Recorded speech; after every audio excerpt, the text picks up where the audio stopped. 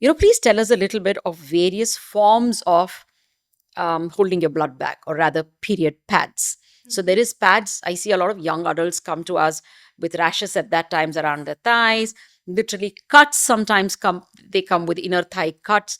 Then eventually, when these rashes become repetitive and always keeps happening, they end up coming up with dark inner thighs, which they so detest as they are growing up. So please tell us, is there any newer pads which are more friendly, or is there newer other methods? Are people who have never had an intercourse, can they use a tampon? That's a question that I keep getting asked. And what are the other methods? All right. So I'll just give like a pre this Prelude thing to to it. it. Yeah. Yes. Is that firstly the mamas who are watching this, because the Yeah. younger girls are going to be very open to everything that I'm going to say, but then they're going to be That question was for the mama. yes, that they're not going to be very Yeah. comfortable with when I'm going to suggest the other options. Two things that I want to first talk about is, like you said, the tampon or the menstrual cup is not going to break the hymen. It's going to do nothing to it. Even if it does, because hymen is not something that you can break. It's like an elastic thing. It's like a curtain which can sort of go on the side, and or it can just stay there. And it has nothing to do with the virginity. So there is no concept as virginity, because there are going to be 80% of girls of today who are extremely active physically. They are playing sports, they're swimming, they're horse riding. They Broken just have it. anyways. Yes, and there is no hymen, and there's going to be no bleeding, and the so-called virginity with the first intercourse is not going to be gone or broken. So instead, we all have to come to something known as a hygienic way of dealing with Yes. your menstruation. And it could be anything under the cloud of, we have today the standard sanitary napkins that we have, then they have come into the good biodegradable ones, Oh, because we all want to talk about the environment now, correct. because we do realize that one pad takes more than 100 years to actually degrade if left naturally. Really? Yes, so that's why then it's the biodegradable ones. Understandable, but that they're more expensive. Not everybody can buy a packet which is 4 times more than the standard packet.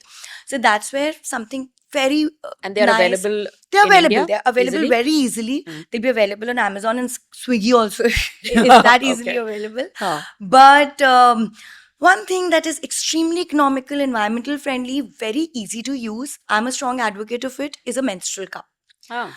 A menstrual cup is something which is like a tampon, but it can be reused and reused and reused for up to 10 to 12 years. It's hygienic? And so it's so clean because it's made up of all those materials which are safe to be inserted. They are either silicone or they're made of some kind of rubber which is extremely safe. It's not going to cause any health hazard or allergy to your body.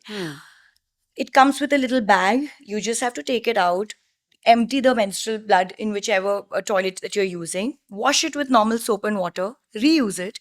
When your entire cycle is over, you just have to boil it and keep it in a clean place. If you have an extreme OCD about, I want to keep it absolutely zero germs, there are beautiful sterilizers that come with it once you finished with your cycle. So basically, you finish with your 5 days of period, just once you have to boil it or sterilize it, put it in a corner, reuse it again. So you're doing your little bit for the environment. Wow. It's extremely comfortable to use, because just how you said about the rashes, there are patients who will get rashes. They're ones who are going to be like, but we have a trip coming up and we want to go swimming, or we want to do all sort of adventure sports. With a tampon, it's great, but you have to understand, it's going to swell up a little underwater. So you can't really swim for too long. With a cup, you're free for 6 to 8 hours. It's safe to keep the cup in for 12 hours. However, in your first day or second day of flow, when it's more, you'll want to just, take it out in the 6th or the 7th hour. Initially, when you're trying to use it, you can use a panty liner with it, or there are lovely period panties that are coming these days.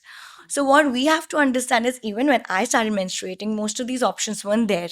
And that's why when I initially started advocating them, I had to start using them. And there was such a mental block. I can't do it.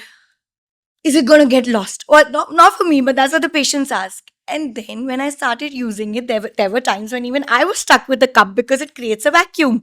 And that's when you just have to relax and be like, it's not getting lost anywhere and it's going to come out.